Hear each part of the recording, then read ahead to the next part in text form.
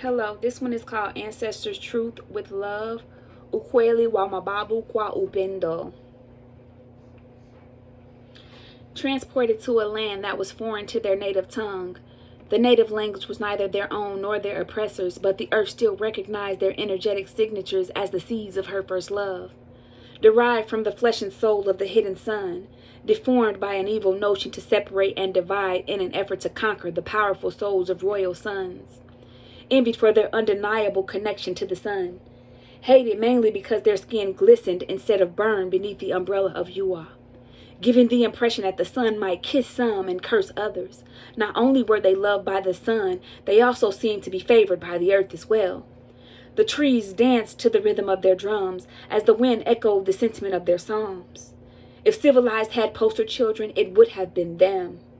They maintained the successful operation of thriving communities without colonization or classification. The golden rule is what they practiced and how they governed self. Before it became a rule, it was already the way of their world. They made vows to themselves to be fair, righteous, and just in their daily dealings and living, until they were confused by strangers who were sent by the adversaries because they looked a lot like them. They were masked by like skin tones and smiley faces. They presented themselves as love, but their motives were built on a foundation of hatred. What began as jealousy and envy had evolved into a point to prove.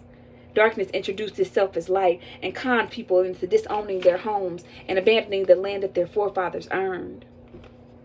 They were sold beautiful hopes and distorted visions, bought into false promises of rights to a fertile land with more prosperous and productive ways of being.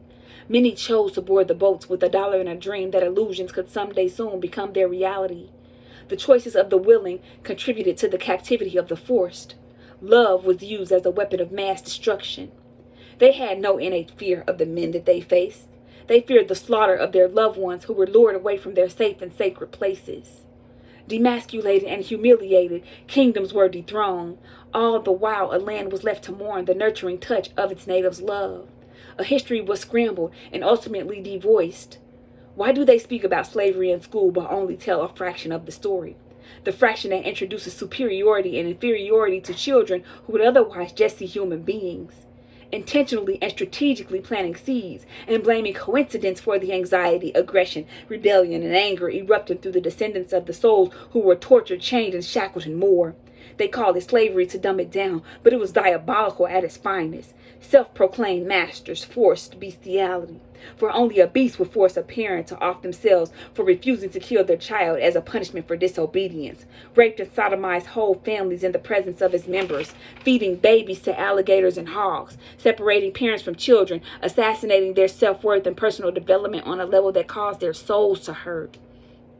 Putting siblings in a ring, calling them Cain and Abel, making them fight until one's death to spare the lives of their mothers who would rather die than live to witness the end of their child's existence, forcing people to bathe in pig's feces just for fun, definitely not of God, so it has to be of demon. Blasphemy in their desire to be worshipped by burying another human being's faith while manipulating their minds into believing that it was their fate. See, if it were just about the whips, chains, and being servants, the victims' souls might have taken slavery on the chin and laid their fury to rest when their bodies separated from their spirits. Learning to read and write was forbidden to keep this part of history hidden. That's why they don't teach our children that they come from a long line of extraordinarily, magically amazing, beautiful beings, or how their ancestors were productive and peaceful people prior to being provoked by death, deception, and destruction, made to feel as if they had to defend their existence in a world of people who felt threatened by their brilliant, indescribable, powerful presence. As the richness of their culture is copied, the roots of its foundation is destroyed. The power of their creative minds are ostracized as their powerful legacies are minimized, while the traumas inherited from the chained and shackled are publicized. A heritage of strength powered by valor has been reduced to poverty, pain, and suffering. The sturdiest links of creation's chain, spirits scathed by separation, values skewed by degradation, hearts plagued by desolation, a plot to use burdens to distract them from the beauty of their naturally powerful nature. Therefore, forefathers will not rest until justice is served and balance is restored, not until their descendants are free to become and to be. Mentally, physically, emotionally, spiritually, socially, and energetically free. Free in every way that there can be. Free to resurrect truths and dissolve illusions. To stand in their power without resistance. To grow and develop without restrictions. To learn and know themselves without feeling the need to ask another for permission. to be recognized for their mindful contribution and valuable solutions, free to decline a seat at the oppressor's table and mastermind their own without objections, free to build without the destruction of oppression, free to heal past regression and face traumas for the sake of learning valuable lessons, free to fulfill their ancestors' dream of authentic peace and liberation.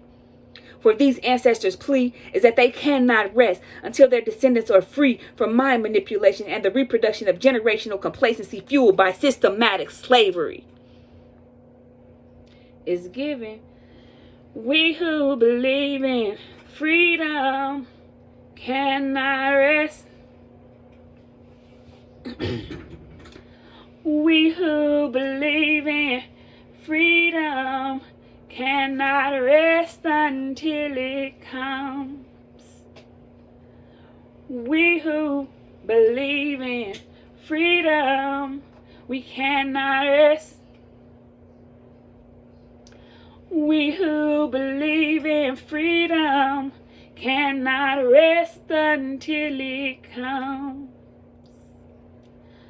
I'm a woman who speaks in a voice, and I must be heard. At times I can be quite difficult, for I'll bow to no man's word. We who believe in freedom, we cannot rest, we will not rest, we shall not rest. We who believe in freedom cannot rest until it comes. I do not own rights to that music. That's Ella Baker. Shout out Freedom School.